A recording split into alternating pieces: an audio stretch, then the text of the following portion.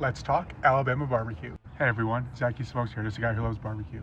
This style dates back to the early 1800s where whole hogs were being cooked in open pits. This was mostly being done in rural communities for social events and celebrations. This laid the foundation for barbecue all across the state.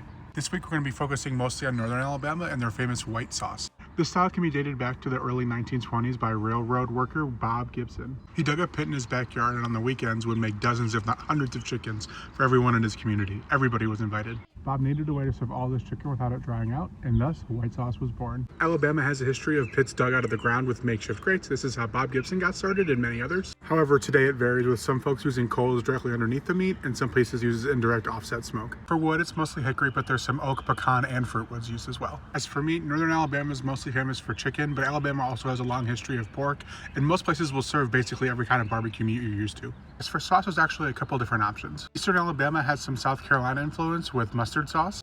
Central and South has a tomato-based sauce similar to Memphis. And of course, Northern Alabama has its famous white sauce, which is mayo and vinegar made by Bob Gibson himself. As for cooking method, this chicken is smoked at 325 to 350 for about 3 hours. As soon as they're off the pit, they're dumped into a big bowl of Alabama white sauce. The theory here is not only will it add a lot of flavor, but also that this will stop carryover cooking, and the acid from the vinegar and the fat from the mayo will keep the chicken nice and moist.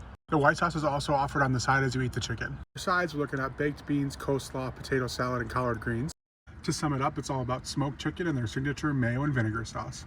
Let's talk the best places to get barbecue in Alabama. Our first stop is Golden Rule in Irondale, Alabama. Opened in 1891, this is the longest standing restaurant in all of Alabama. They offer all types of traditional barbecue meats and a bunch of homemade sauces, including a white sauce, a mustard sauce, a tomato sauce, and a rib glaze. Next is our most iconic restaurant, Big Bob Gibson's in Decatur, Alabama. Credited with the creation of Alabama white sauce, Big Bob Gibson's opened in 1925 when Bob Gibson wanted to continue his passion of feeding his community. It's now run by Chris Lilly, who's married to Big Bob Gibson's great-granddaughter. And while they're famous for chicken, they offer a lot more than that. And those meats are equally impressive. Chris and his family have a huge passion for competition barbecue. They've won the prestigious Memphis in May Grand Champion 5 times, and they've won pork shoulder 13 times, including the last 2 years. If I were in Alabama, that's where I'd be going for dinner tonight. Thanks so much for watching. I really hope you enjoyed. Join me on Thursday as we make this Alabama white chicken. Thank you.